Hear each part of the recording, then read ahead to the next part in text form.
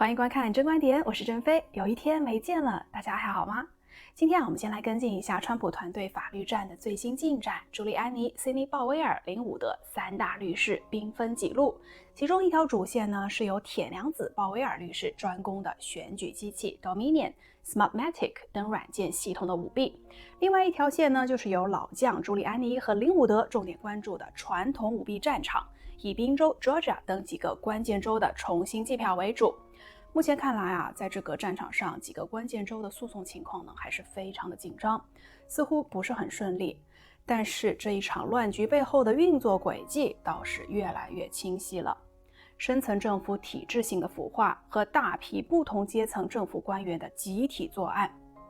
接着我们再来看看昨天参议院司法委员会对脸书、推特涉嫌言论审查的听证会上的三大看点。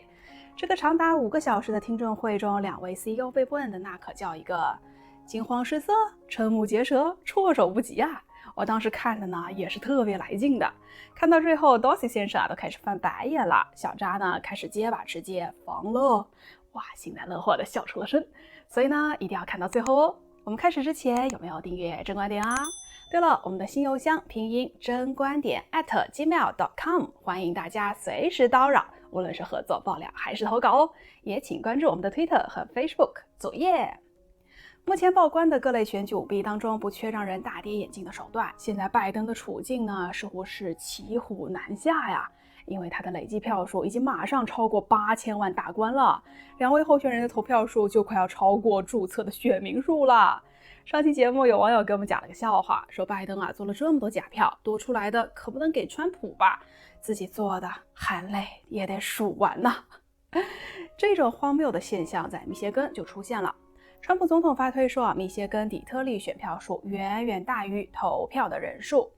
在传统舞弊诉讼战场上，密歇根的一个最大的县底特律所在的韦恩县对密歇根的选举结果至关重要。为什么呢？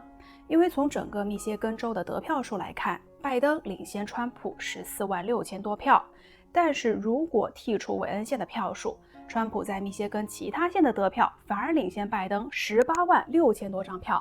换句话说，韦恩县的结果可是决定整个密歇根州的选举结果。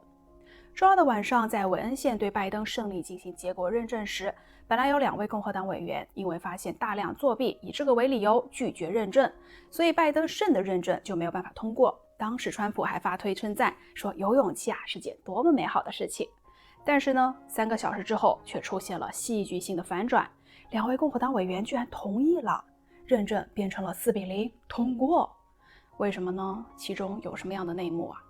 他们被民主党的暴民攻击了，他们的个人住址以及家人信息被公开，甚至包括他们孩子就读的学校。有一位曾经公开支持 BLM 和 Antifa 的极左民主党人，可是直接攻击拒绝投票的2位共和党成员。另外一名密歇根当选的众议员居然公开威胁说，你想想这对你的孩子意味着什么，他们上着什么什么学校，当他们被当成种族主义者时。不仅如此，美国媒体 CNN 政治课也加入煽风，说2位共和党委员是种族主义者。这到底是一波什么暴权主义下的威胁啊？要知道，在联邦选举中威胁选举官员可是一项重罪。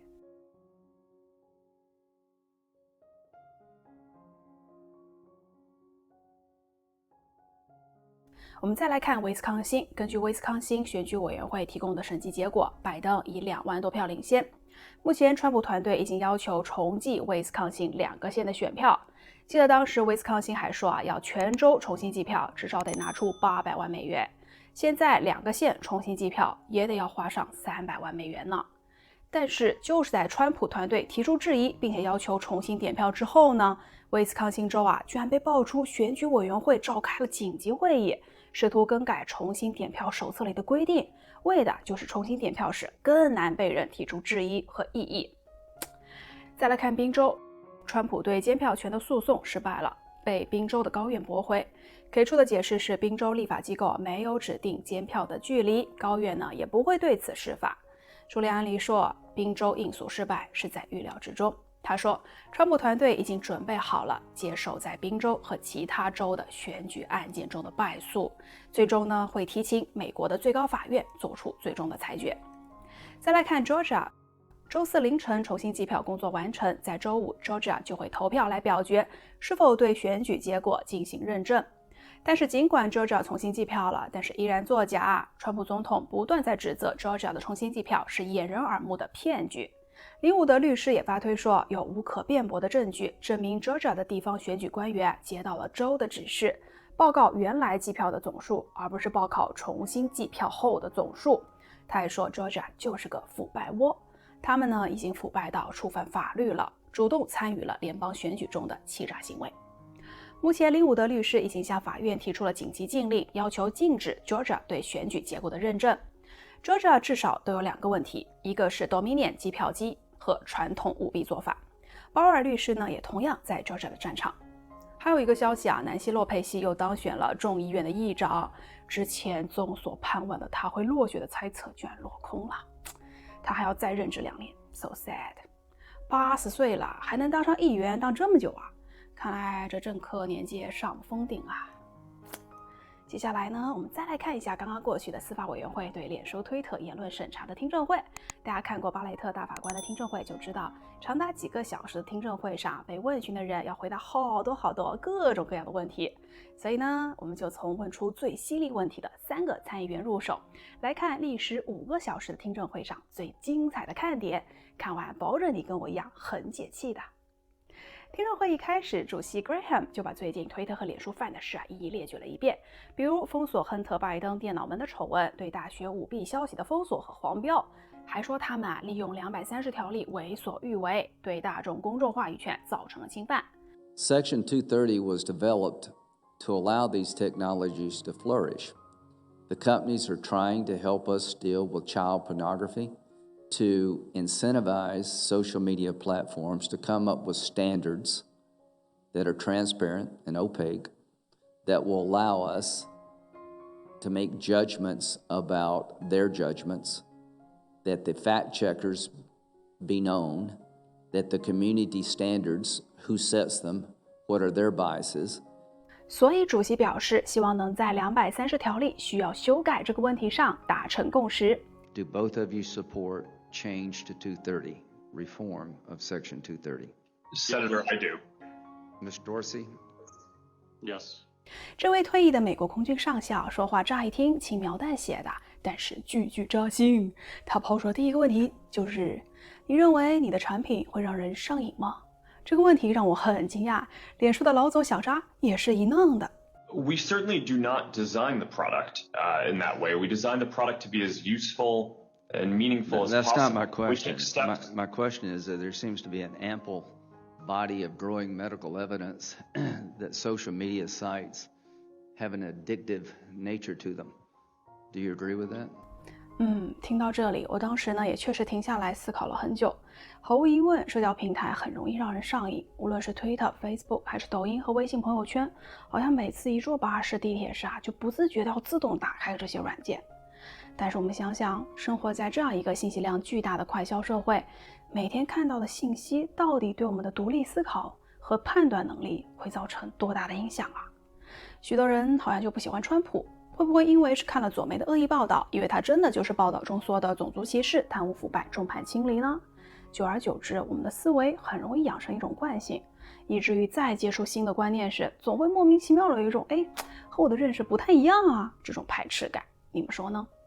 第二个问题呢就有点搞笑了。他问 Dorsey， 你知不知道推特封杀亨特电脑门的丑闻反而激起了人们的好奇心，你们不主动封锁，可能还没那么多人知道呢。Well, you do realize that by taking down that story, you probably gave it more prominence and more visibility than it ever would have gotten had you left it alone. We realize that, and we recognize it as a mistake that we made. 第二大看点呢，就是来自于另外一位共和党参议员 Josh Hawley 了。他提供了一张 Facebook 过滤的敏感内容列表的截图。他说最让人吃惊的是这些内容和 Google 以及 Twitter 封锁的内容一样是不是你们这几位大佬串通好的，想要封杀谁就统一行动？还是说纯属巧合？哦，好巧哦，你也封了他。Will you provide a list of every website and hashtag that Facebook content moderation teams have discussed banning on the Task platform? Senator, again, I would be happy to follow up with you or your team to discuss further how we might move forward on that. All right, so you won't commit to do it here. We could, of course, subpoena this information, but I'd much rather get it from you voluntarily. But I think let everybody take note that Mr. Zuckerberg has now repeatedly refused to provide information that he knows that he has and has now acknowledged that he has, that Tasks has under oath. 还有更加刺激的，下一个问题是，你们的员工咋都是来自加州或者其他地区的呢？这样会不会导致员工在言论管控的时候有政治倾向啊？你看这问题问得多好。Our employee base, at least the full-time folks, politically would be somewhat, or maybe more than just a little somewhat, to the left of where our overall community is, where the community basically spans almost wide varieties of people across society. So I do think that means that we need to be careful and intentional internally to make sure that bias doesn't seep into decisions that we make. 听到这里呢，我没忍住翻了个白眼，然后看见旁边评论区的网友们一通刷屏，骗子骗子。听证会快结束时，有一位女参议员更加犀利，一上来就问小扎：“你们有没有听从外国政府的命令行事过？”还没等小扎说两句，他就直接打断说：“我来帮你回答，你有啊。” You have 60 million users in Vietnam. Of course, this is a communist regime. Under the orders of the Vietnamese government, did Facebook shut down and ban the account of a Vietnamese dissident because he criticized the government's land policy? Yes or no? Senator, I'm not familiar with all the details of that, but I believe that we may have done that. In Russia, under pressure from the Russian government, did Facebook take down a post advertising the rally in support of the dissident Alexei Navalny?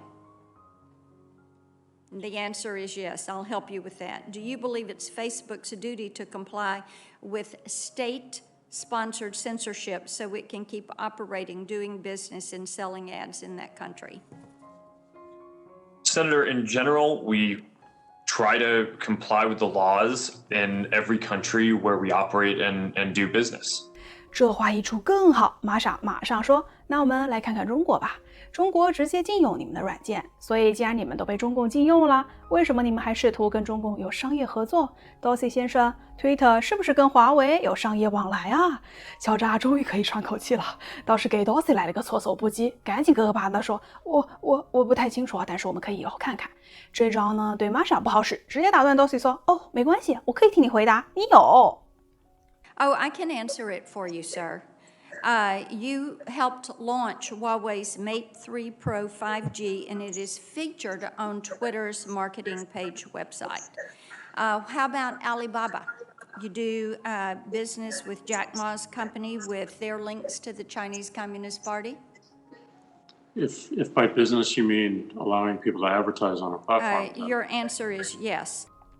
问完推特老板，又转向小扎问道：“你应该知道，中共去年在中共喉舌上花了80万美元吧？意思呢，就是花在了言论封锁上，并且他还说，在 Facebook 上啊，一直向美国民众宣传中共，这也是一种中共对美国的渗透吧。” Mr. Zuckerberg, let me ask you this. Have you heard of the Trump Accountability Project?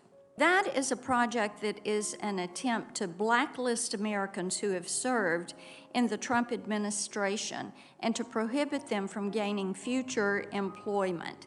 Now, in communist China, in Putin's Russia, in totalitarian states, the government regularly will issue a blacklist on their enemies. So, Mr. Zuckerberg, do you agree with me there is seriously something wrong with an un-American blacklist tarring people from future employment simply because they belong to a different political party? Senator, I generally agree that people should not be discriminated against because of a political belief. 很庆幸的是，小扎认同了。不过我想这还毕竟是在美国嘛，谁敢不认同？但是这要在天朝，谁敢认同啊？听到这些质问，真的能让我们进一步看清这些科技巨头公司的另一面，大家有没有觉得？旁边评论区的网友们也疯了，是疯狂的挺玛莎，说玛莎太厉害了，就喜欢这样的女议员，听得我也是神清气爽的。这一次听证会上下来呢，我觉得最实质的东西就是这几位参议员对两大巨头提出的质询了。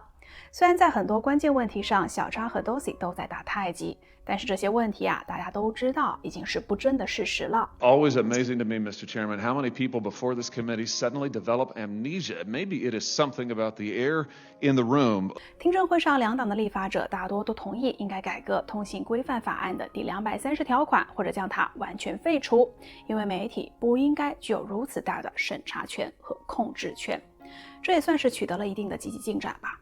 但是怎么改，这可又是另外一个问题了。左右派在这一问题上虽然达成了共识，但是就像 Graham 说的，两派不都想把对自己有利的信息传播出去吗？封锁对自己不利的信息。如果拜登当选，这事很可能就不了了之，除非川普总统胜选，在第二任期对他们进行清理，抽干沼泽，回归法律与秩序。我想无论是政客还是公司，都是一定得民心者得天下，得民心者才能得市场。最近一款新兴社交媒体软件 Parler 的火速窜红就是一个最好的例子。节目的最后呢，以林伍德律师的话和大家探讨，他说每一个谎言都将被揭露，追求真相以实现正义，光明战胜了黑暗，在最黑暗的时期转向信仰。好啦，感谢您观看今天的真观点，我是珍妃，我们很快再会喽。